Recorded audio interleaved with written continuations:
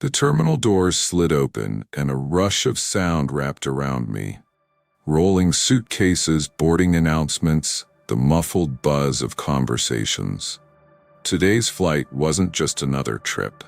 It was the start of a critical journey overseas, one that could secure partnerships shaping the next decade of my company's future. I had arrived early.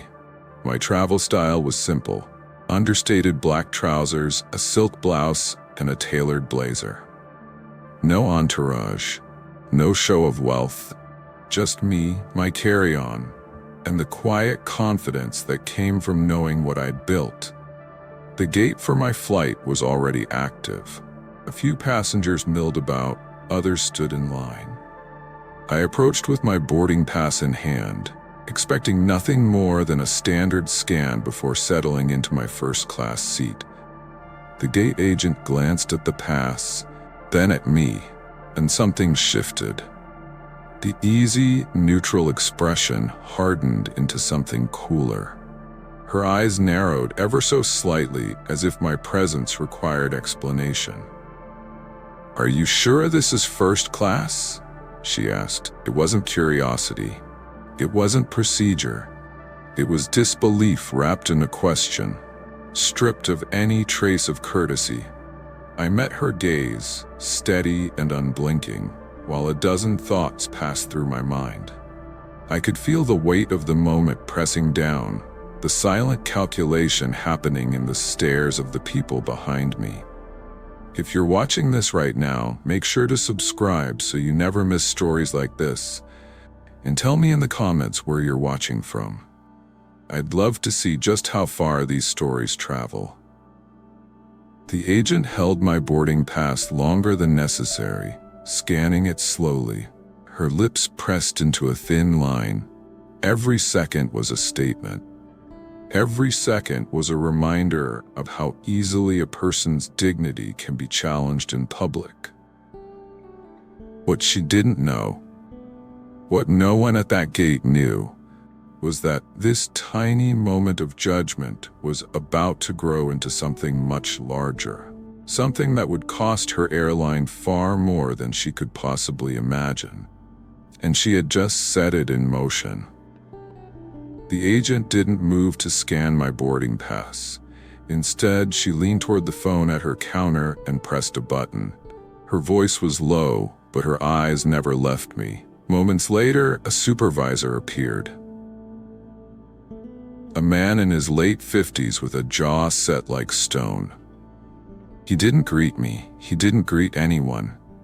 His focus was fixed entirely on the boarding pass in the agent's hand, as though it were some questionable relic that needed verification. "Can I see your ID?" he asked. I handed it over without hesitation. He studied it, then lifted his gaze to me, back down to the ticket, then to me again. It wasn't the look of someone doing their job. It was the look of someone trying to catch you in a lie. "You bought this ticket yourself?" There it was. Not a security check, not a casual question. It was suspicion laid bare for anyone within earshot to hear. As I stood there, a line of passengers stretched behind me. A man in a navy blazer stepped forward, handed his ticket to another agent, and was waved through without more than a glance. Another followed, and another. Each one white, each one boarding without delay. The supervisor handed my ID back, but not my ticket. "We're having some system issues," he said flatly. "Step aside while we get this resolved." Step aside. The words had a way of shrinking you, even when you refused to move small. I took 2 steps back, enough to be out of the boarding lane, but still close enough to see the process I should have been a part of. Every first-class passenger after me walked right on through. My seat, the one I had paid thousands for, was just beyond that jet bridge, but it might as well have been on another planet. No updates, no explanations, just the quiet hum of a system that somehow only ever seemed to break when people like me were involved. The more I stood there, the more one truth sank in. This wasn't about a glitch. This was about a gatekeeper deciding I didn't belong and making sure I stayed out. They thought I would just wait. They were wrong. The line had thinned. Most passengers were already settled in their seats, the steady stream through the jet bridge now just a trickle. I stood there, my carry-on by my side, feeling each minute slip away. Then it happened. The gate agent leaned toward the supervisor, her voice lower but not low enough, probably using someone else's miles. It was casual for her, just a toss of words into the air, but it landed like a punch. The sting wasn't in the sentence itself. It was in what it revealed. That she had decided, without proof, without reason, that I was here on false pretenses. That I was an intruder in a space I had paid to enter. I've dealt with judgment before. I've had people underestimate me, misread me, dismiss me.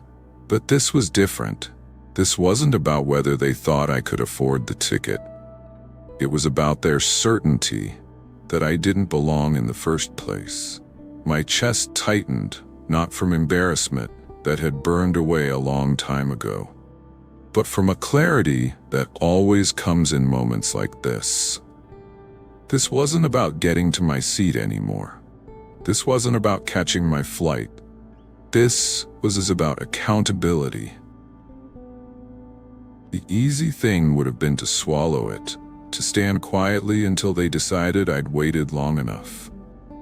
But that would mean handing them the win, letting them believe they could treat someone this way without consequence. I thought about the seat I'd chosen, the work I'd planned to do during the flight, the meetings waiting for me at my destination.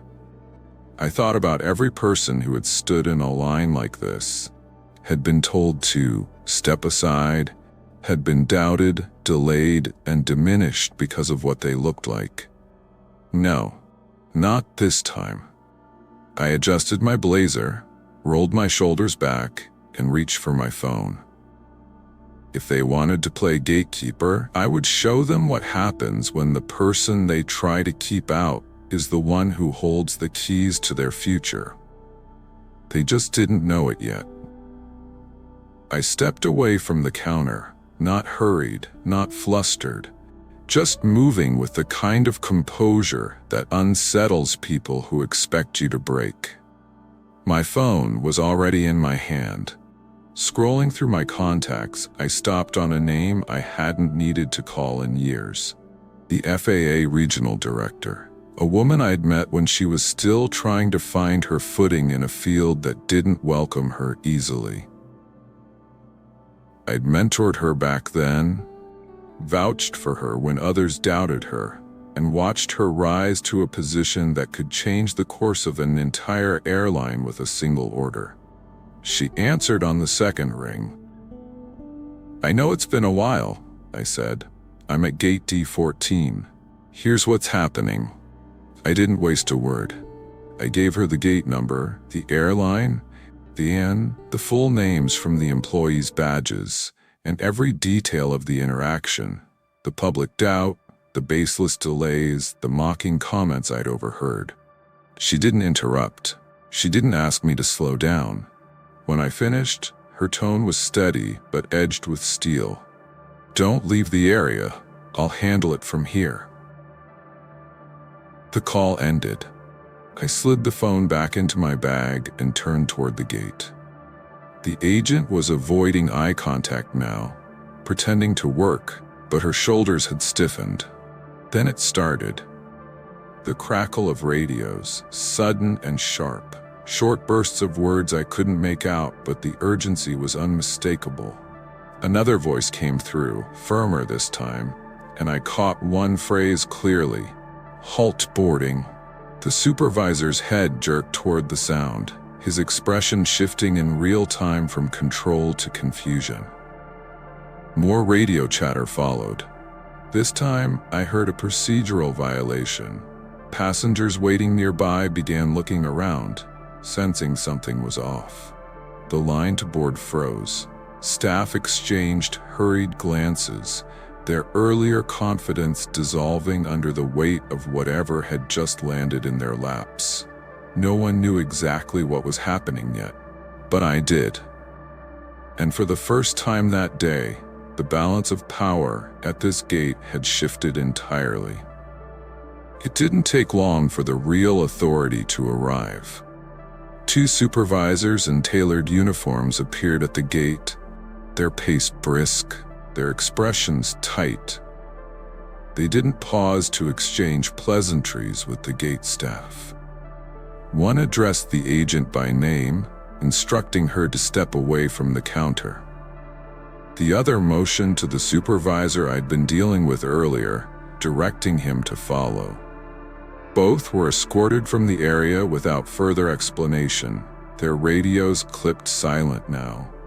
Whatever their roles had been in this morning's theater, they wouldn't be finishing the show. A woman in a navy jacket, badge gleaming, approached me next. She introduced herself as part of corporate, but before she could launch into her prepared apology, her phone rang.